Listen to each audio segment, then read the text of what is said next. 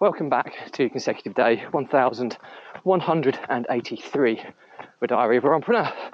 And today's topic, I want to talk to you about the people of Northern Cyprus, where we're staying on our holiday vacation. So remember to give this a subscribe, share, like and comment. The more people we get in front of, the more money we raise on my fundraising mission to save the lives of children by attempting the ultimate ultramarathon. All the information about the challenge and how you can get involved is in the link in the comments below. Thank you as always, and let's get started.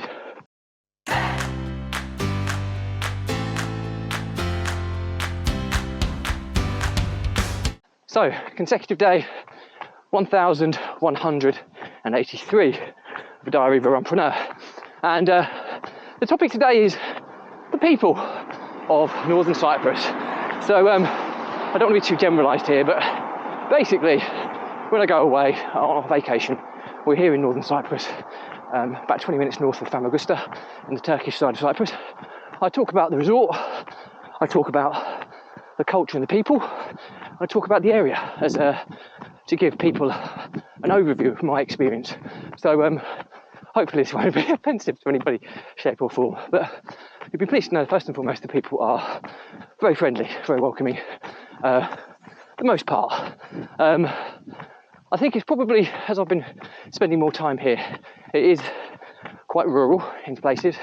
It's very localised, so people probably aren't too used to seeing British tourists or tourists from further afield coming to the area.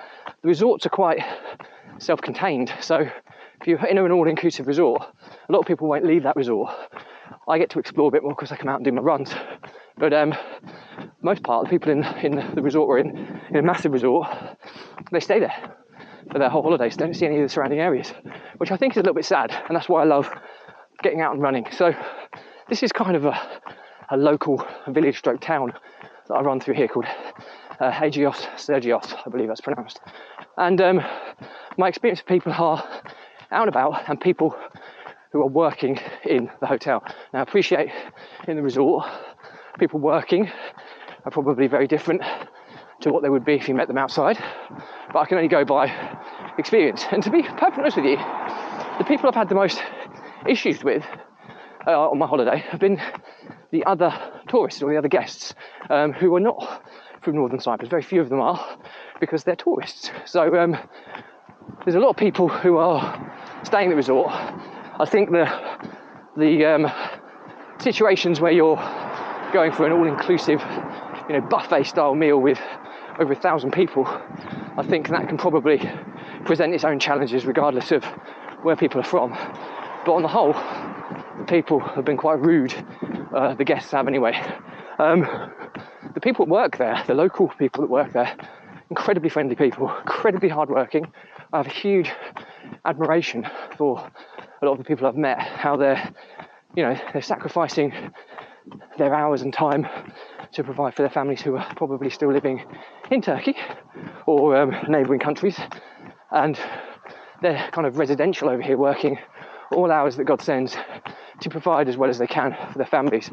And that gives you an element of gratitude as well, when you feel how fortunate you are to be in the situation you are, that there are people out there that are literally giving everything they possibly can to support their loved ones. And I find that hugely humbling and incredibly admirable, seeing these people. I mean, there's one guy who I spoke to who's the window cleaner, and to put it in perspective, he's out in 40-degree heat outside cleaning windows. He gets 2 occasions where he will clean the indoors. He'll get 2 occasions where he'll clean the indoor windows in aircon conditions. The rest of the whole day, he's outside in blistering heat, doing a physically demanding job. The guy is a machine, unbelievable what he's doing. Another guy, the nicest fella you can meet, is working every hour God sends, and he hasn't seen his kids in 6 months, and he doesn't expect to see them again in the next 6 months. So unbelievable, people and how hardworking they are. So that's the first and foremost. People outside, by and by, been friendly. They're a little bit put out the first time they ever saw this guy in orange running past them. But as I've run the similar routes every day, they start to realise that I'm a guy who doesn't run. And they've been a lot more accommodating and asking me how far I'm running and, you know, getting high and waving. Very friendly, very private people, very friendly people, very kind of clan orientated. They're in their little communities and they're very protective of that. It's quite hard for someone outside coming in. Have I felt threatened or concerned? Well, first couple of days, probably, because people were very wary of me. But as I've spent more time running in the area, I felt very, very safe, even to the extent that I recognise the stray dogs now and that they're no longer a kind of a threat that I first felt the first days. I've kind of met shopkeepers that I've frequented, very, very friendly, always laugh and a joke about whether I've been running or swimming, how sweaty I am. So by and by, people are very, very, very, very nice, incredibly hardworking and incredibly clan orientated. It's quite cliquey and takes some hard work to be kind of accepted. That's my gut feel. It's not a bad thing. The Irish are very much like that, and I'm married into an Irish family, so I know exactly what that's like. But yeah, I suppose my learnings from my diary for today are that you can't judge a book by its cover with people. You get first impressions, which can be quite drastic, but once you've had your first impressions, it can actually be a very different story behind the first impressions when you get to know people and understand them a bit more. And like I say, incredibly admirable about the hard-working, humble people that I've experienced and had the fortune to meet here. And I couldn't speak highly enough of the people. So hopefully that's a nice ending to today's episode. That's it for me today. Any questions or comments, drop me a line.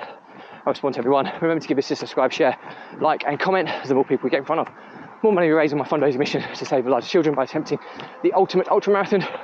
All the information about the challenge, how you can get involved, is in the link in the comments below. Thank you as always. Stay positive, stay happy, and I'll see you again tomorrow.